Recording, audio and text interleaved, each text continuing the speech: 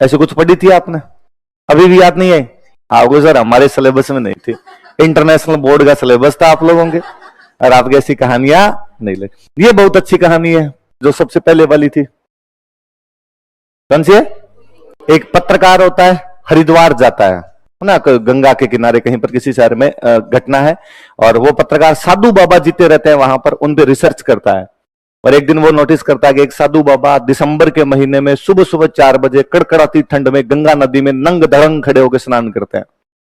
तो वो जब बाहर आते हैं तो वो पूछता है उनसे कि बाबा जी सुबह सुबह 4 बजे इतनी ठंड में गंगा नदी में जाके स्नान करते हो, डर नहीं लगता आपको, सर्दी नहीं लगती आपको? और बाबा जी ने कहा कि बालक, इस डर, क्रोध, मोह, माया, लोभ, घर गृहस्थी से मैं बहुत ऊपर उठ चुका हूं, ये सब चीजें मुझे प्रभावित नहीं करती। वो पत्रकार बड़ा प्रभावित होता है, अगर बाबा गजब चीज है इस ठंड के अंदर, और वो डेली नोटिस करता, बाबा डेली आगे सुबह सुबह 4 बजे आगे डुबकी लगा के जाता। अब वो बाबा का दोस्त बन गया।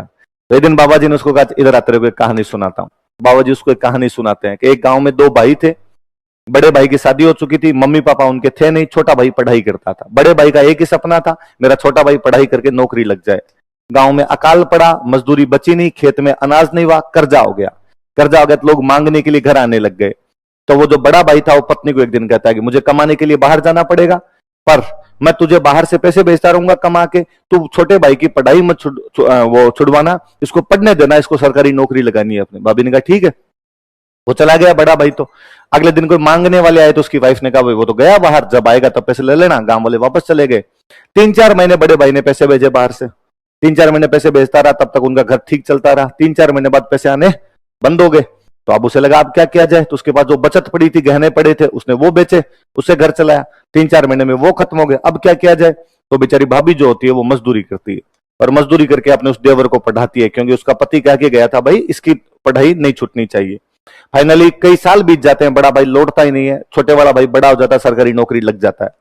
तब वो जो भाभी थी उसके पिताजी वो आते हैं, वो कहते हैं भाई जब इसका पति अब तक आया ही नहीं है तो कहां गया, क्या है? गांव वाले सब मीटिंग करते हैं, गांव वाले मीटिंग करके उसके पति को मृत घोषित कर देते हैं कि भाई कहीं पर मर गया होगा, इस वजह से नहीं है, वरना तो आई जाता, मृत्यु हो गई होगी उसकी। अब क्या किया जाए? तो अब लड़की पे पीहर वालों का अधिकार है, तो उसका पिता उसके वापस लेके चले जाते हैं। एक दिन वो लड़की सुनती है कि उसके पिता नशेड़ी आदमी थे, नशा करते थे, एक सेठ को उसे बेचने की कोशिश कर रहे हैं, इतने रुपए दो मैं मेरी लड़की तुम्हें बेच दूंगा।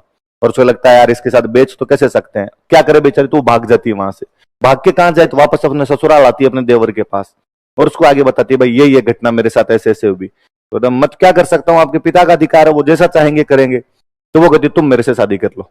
और गांव में देवर भाभी में नाता प्रथा होती है, शादियां हो जाती है इस प्रकार की, नाता प्रथा के अंदर देवर से शादी कर ली जाती है, तो तुम मेरे से शादी कर लो। तो उसने कहा भाई होती है गांव में इस प्रकार की शादियां, पर आपने मुझे पढ़ा लिखा के बड़ा किया है, मैं आपसे तो कैसे ही कर सकता हूँ।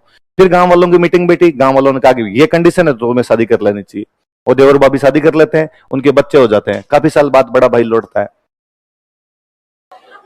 भयंकर पैसे लेके लौटता है। अब उस लड़की के सामने समस्या कि मेरा पति कौन है, इसलिए कहानी का नाम क्या है? हूं गोरी किरण प्योर। अब वो बड़ा भाई आते कहता भाई मैं कह के गया था वापस आऊंगा, तुमने आपस में शादी कैसे कर ली ऐसे? तो गांव वाले वापस बैठते हैं। गांव वालों ने कहा भाई इतने साल बीत गए नहीं आया, हमने मृत घोषित किया था, हमने शादी करवाई थी। फिर बड़ा भाई सोचता है कि देखो मैं नहीं आता तो इनकी जिंदगी कितनी सही तरीके से चल रही थी, बाल बच्चे थे इनके, ये नौकरी लगा हुआ था, घर परिवार में राजी खुशी थे, मेरे को तो इन्होंने मृत मान ही लिया था।